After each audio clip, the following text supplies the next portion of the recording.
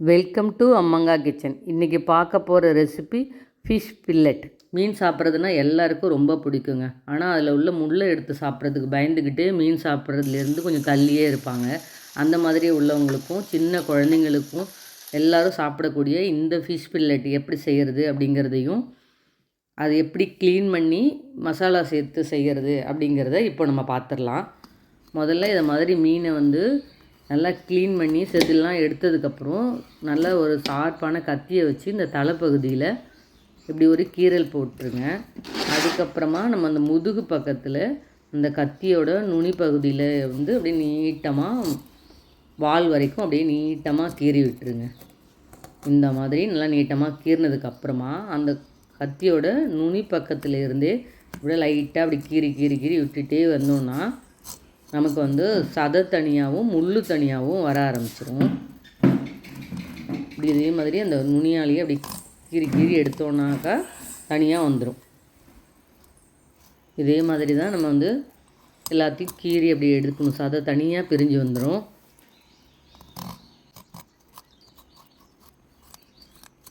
இந்த மாதிரி ஃபுல்லாக கீறி நம்ம 2 பக்கமும் எடுத்துட்டோம். அவ்வளோதான், நம்மளோட ஃபிஷ் பில்லட் ரெடி ஆகிடுச்சு.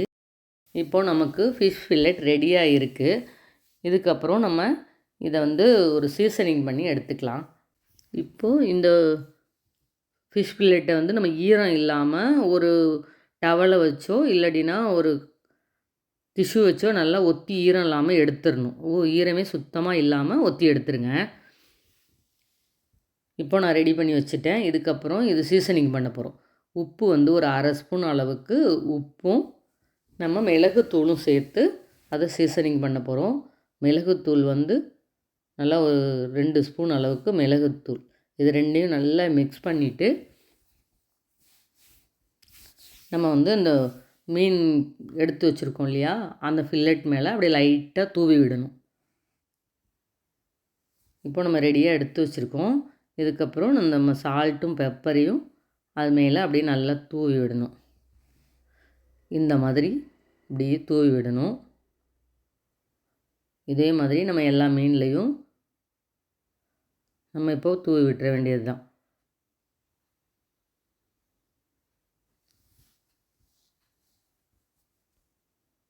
இப்போ நம்ம எல்லா மீன்லேயும் நம்ம இப்போ சீசனிங் பண்ணுறதுக்கு எல்லாம் ரெடி பண்ணி வச்சிட்டோம்ல. இதுக்கப்புறமா நம்ம ஒரு ஃபோர்க்கை வச்சு அதில் குத்தி விட போகிறோம். இதை அப்படியே ஒரு 10 நிமிஷம் விட்டுட்டு அதுக்கப்புறமா நம்ம இந்த ஃபோர்க்கை வச்சு நல்லா இப்படி பிடிச்சிக்கிட்டு எல்லா பக்கமும் நல்லா குத்தி எடுக்கணும். இப்படி கிராஸாக பிடிச்சிக்கோங்க. அப்போ தான் நல்லா டீப்பாக குத்த முடியும். அதனால் எல்லா பக்கமும் படுற மாதிரி நம்ம இந்த ஃபோர்க்கை வச்சு அந்த மீனில் அப்படி குத்தி குத்தி விட போகிறோம். இது எதுக்காக நம்ம இப்போ மீனை ஃபோர்க்கை வச்சு குத்துறோம் அப்படின்னா, நம்ம போடுற மசாலா எல்லாம் நல்லா இறங்கி டேஸ்ட்டு சூப்பராக இருக்கும். அதுக்காக தான் இப்படி குத்தி விடுறது. இந்த மாதிரி எல்லா மீனையும் இந்த மாதிரி ஃபோர்க்காலேயே நான் குத்தி விட்டுக்கிறேன். இதுக்கப்புறம் மசாலா ரெடி பண்ணிக்கலாம். மசாலா செய்கிறதுக்கு மஞ்சத்தூள் 1/4 ஸ்பூன், 1 ஸ்பூன் அளவுக்கு மிளகாத்தூள். இது 10 கிராம் இருக்கும், அந்த அளவுக்கு மிளகாத்தூள். அதுக்கப்புறமா உப்பு நம்ம 1/2 ஸ்பூன் போட்டால் போதும். ஏன்னா நம்ம உப்பும் மிளகும் போட்டு நம்ம சீசனிங் பண்ணி வச்சுருக்கோம். சோம்பு ஒரு 1/2 ஸ்பூன் சோம்புத்தூள். அதுக்கப்புறமா ஜீரகத்தூள் ஒரு 1/4 ஸ்பூன் அளவுக்கு போட்டாலே போதுமானது. 1/4 ஸ்பூன் ஜீரகத்தூள் போட்டோம். இதுக்கப்புறமா இஞ்சி பூண்டு பேஸ்ட்டு 1 ஸ்பூன். அப்புறமா இது எல்லாத்தையும் சேர்த்து நம்ம இப்போ மிக்ஸ் பண்ண போகிறோம். இந்த எல்லாத்தையும் ஒன்றா சேர்த்துட்டு நம்ம இதை நல்லா மிக்ஸ் பண்ணி விட்டுடலாம்.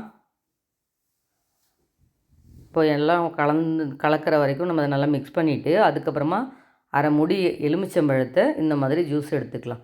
நம்ம இந்த மாதிரி சடனாக அப்படியே கையிலேயே புழியும்போது விதெல்லாம் இருந்தால் நம்ம கையிலேயே சிக்கிக்கும். அப்படியே தூக்கி தூர போட்டுடலாம். அப்போது அரை மூடி எலுமிச்சம்பழத்தை சேர்த்துட்டோம். இதுக்கப்புறம் இதை எல்லாத்தையும் நல்லா மிக்ஸ் பண்ணிக்கலாம்.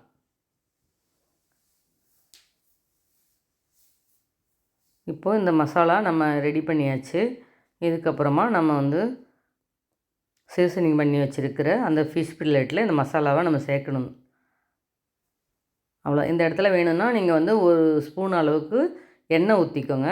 இன்னும் கொஞ்சம் நல்லாயிருக்கும். மசாலாவும் நல்லா அதில் ஒட்டி நல்லா இருக்கும். இப்போது நம்ம வந்து சீசனிங் பண்ணி நான் ஃபோர்க்கால் குத்தி ரெடியாக வச்சுருக்கிற இந்த ஃபிஷ் பில்லெட்டில் நம்ம அந்த மசாலாவை தடவி விட போகிறோம். எல்லா பக்கமும் படுற மாதிரி இதை நம்ம வந்து அப்ளை பண்ண போகிறோம். இதே மாதிரி நம்ம எல்லா மீனுக்கும் தடவி விட்டுடலாம்.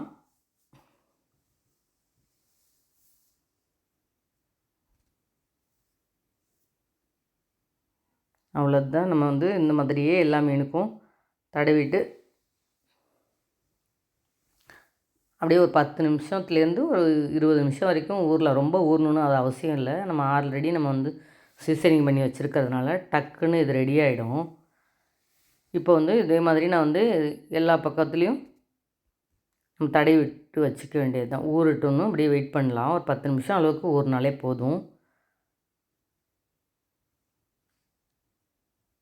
இப்போது மீன் வந்து எல்லா மீன்லேயும் நம்ம மசாலா தடவி வச்சிட்டோம். அவ்வளோதான். இதுக்கப்புறம் நம்ம தவாவை நல்லா சூடு ஏற்றிட்டு நம்ம மசாலா தடவி ஊறி ரெடியாக இருக்கிற இந்த மீனை ஃப்ரை பண்ணி எடுக்க போகிறோம். இப்போது நமக்கு சூடாயிடுச்சு. இதுக்கப்புறம் அதில் எண்ணெய் சேர்த்துக்க போகிறோம்.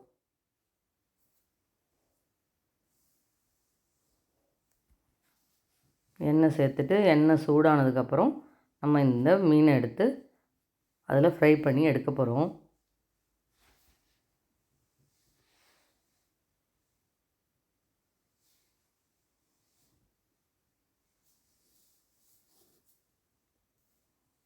இன்னொரு மீனையும் சேர்த்துக்கிறேன்.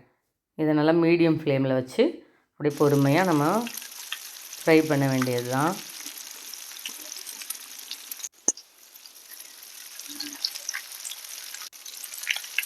இந்த மாதிரி செய்கிறதுனால நம்ம முள் இருக்குன்னு பயந்து சாப்பிட வேண்டியதில்லை. தைரியமாக நம்ம மீன் சாப்பிட்லாம்.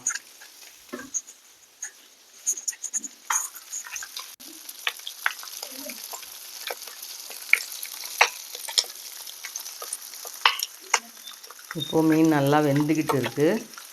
ஒரு பக்கம் வெந்ததுக்கப்புறமா நம்ம வந்து இப்போ திருப்பி போட்டுக்கலாம்.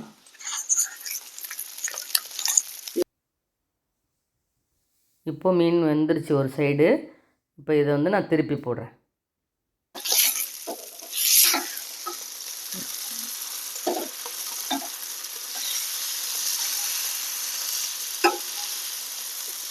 அடுப்பை மீடியம் ஃப்ளேமில் வச்சு அப்படியே வேக வச்சு எடுத்துட வேண்டியது தான். ஒரு சூப்பரான ஃபிஷ் ஃபில்லட் நல்லா ரெடி ஆகிட்டே இருக்குதுங்க.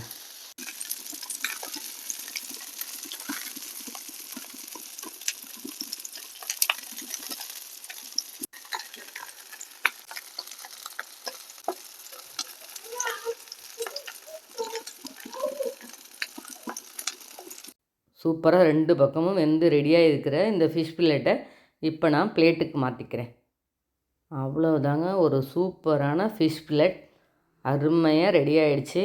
இதே மாதிரி நீங்களும் ட்ரை பண்ணி பாருங்கள். முள் இல்லாமல் குழந்தைங்க சாப்பிடுவாங்க. ட்ரை பண்ணி பார்த்துட்டு எப்படி இருக்குங்கிறத கமெண்ட்டில் சொல்லுங்கள். எப்பவும் போல் அம்மங்கா கிச்சனை லைக் பண்ணுங்கள், ஷேர் பண்ணுங்கள், சப்ஸ்கிரைப் பண்ண மறந்துடாதீங்க. கூடவே ஆளுங்கிற பட்டனையும் தட்டி விட்டுக்குங்க. அப்போ தான் நான் போடுற வீடியோ உங்களுக்கு நோட்டிஃபிகேஷனாக உடனுக்குடனே கிடைக்கும். நன்றி, வணக்கம்.